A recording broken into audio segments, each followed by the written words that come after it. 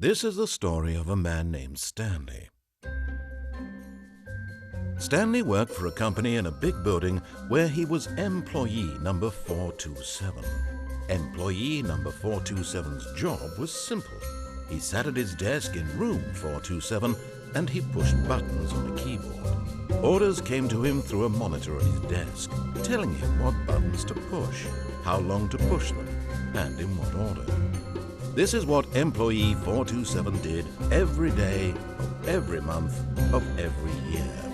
And although others might have considered it soul-rending, Stanley relished every moment that the orders came in, as though he had been made exactly for this job. And Stanley was happy. And then one day, something very peculiar happened. Something that would forever change Stanley. Something he would never quite forget. He had been at his desk for nearly an hour when he realized that not one single order had arrived on the monitor for him to follow. No one had showed up to give him instructions, call a meeting, or even say hi. Never in all his years at the company had this happened, this complete isolation. Something was very clearly wrong. Shocked, frozen solid, Stanley found himself unable to move for the longest time. But as he came to his wits and regained his senses, he got up from his desk and stepped out of his office.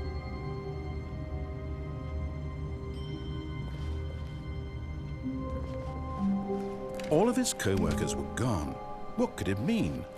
Stanley decided to go to the meeting room. Perhaps he had simply missed a memo.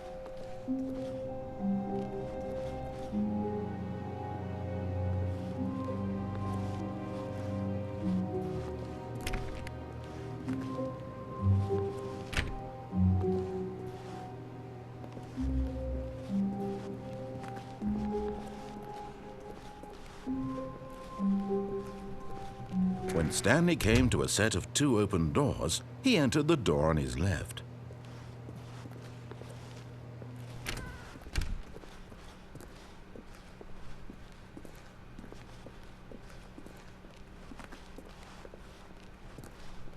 Yet there was not a single person here either. Feeling a wave of disbelief, Stanley decided to go up to his boss's office, hoping he might find an answer there.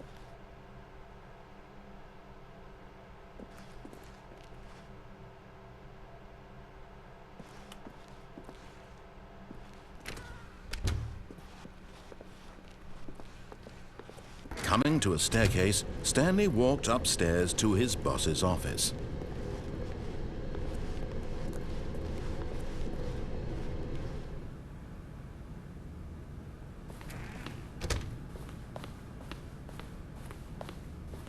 Stepping into his manager's office, Stanley was once again stunned to discover not an indication of any human life. Shocked, unraveled, Stanley wondered in disbelief who orchestrated this. What dark secret was being held from him?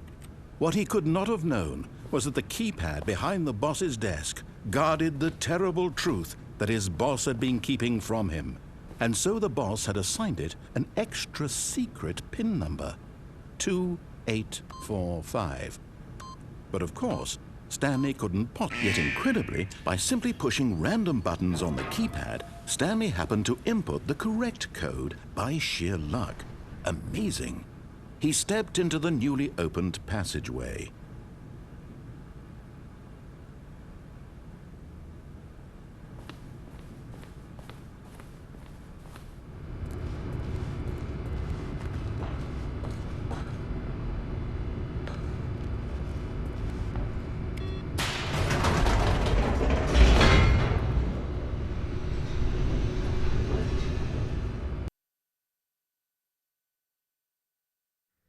Descending deeper into the building, Stanley realized he felt a bit peculiar.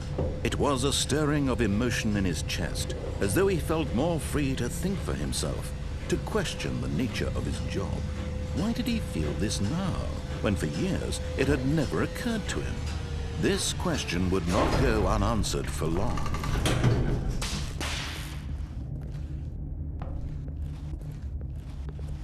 Stanley walked straight ahead through the large door that read Mind Control Facility.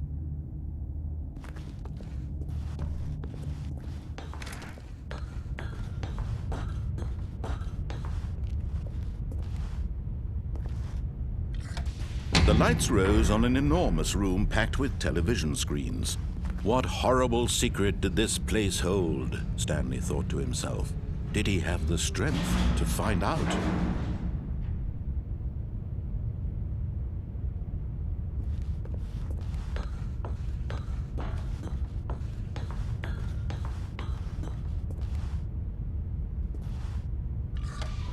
Now the monitors jumped to life, their true nature revealed. Each bore the number of an employee in the building, Stanley's co-workers. The lives of so many individuals reduced to images on a screen, and Stanley, one of them, eternally monitored in this place where freedom meant nothing.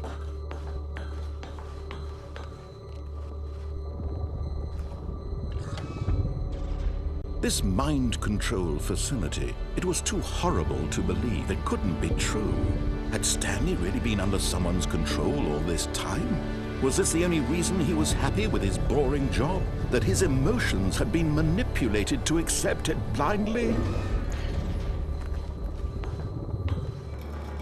No, he refused to believe it. He couldn't accept it. His own life in someone else's control? Never!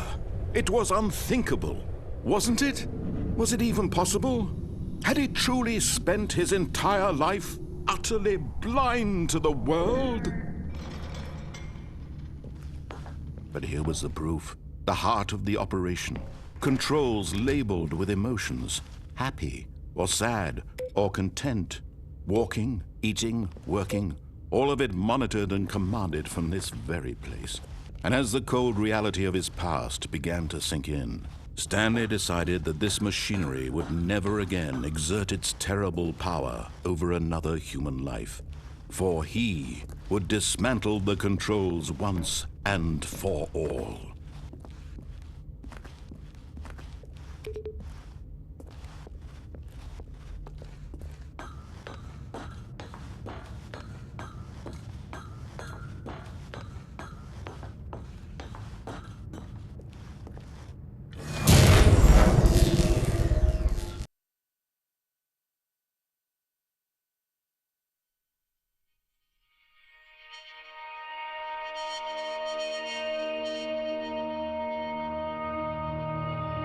Blackness, and a rising chill of uncertainty. Was it over? Yes! He had won! He had defeated the machine, unshackled himself from someone else's command. Freedom was mere moments away.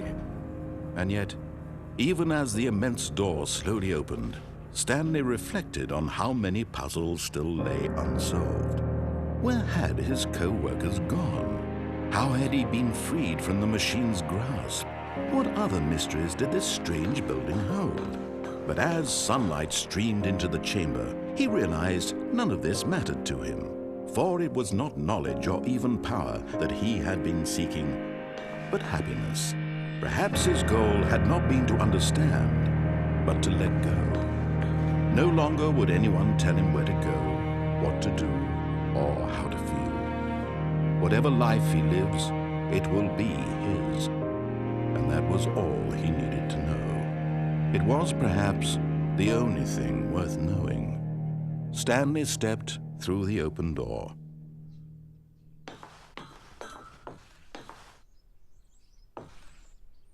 Stanley felt the cool breeze upon his skin.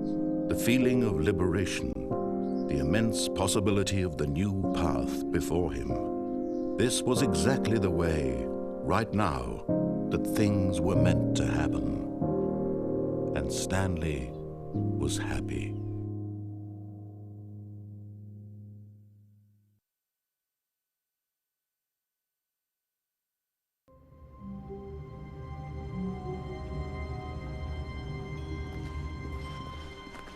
All of his co-workers were gone. What could it mean? Stanley decided to go to the meeting room. Perhaps he had simply missed a memo.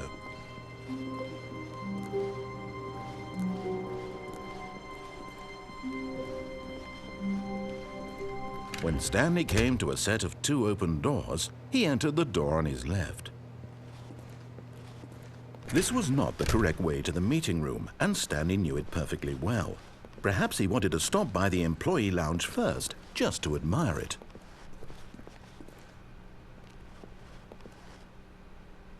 Ah, yes, truly a room worth admiring. It had really been worth the detour after all, just to spend a few moments here in this immaculate, beautifully constructed room. But eager to get back to business, Stanley took the first open door on his left.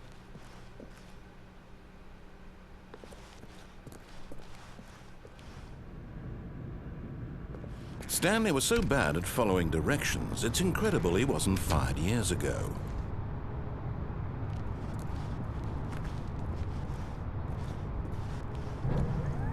Look, Stanley, I think perhaps we've gotten off on the wrong foot here. I'm not your enemy, really, I'm not.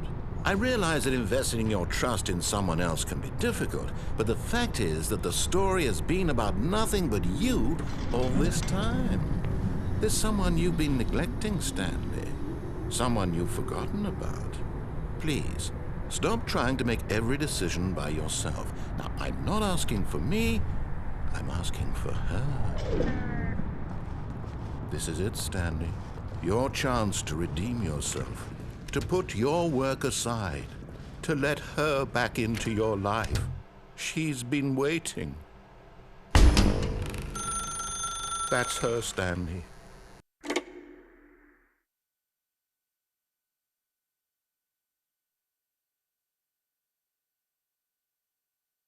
Oh, Stanley, is that you?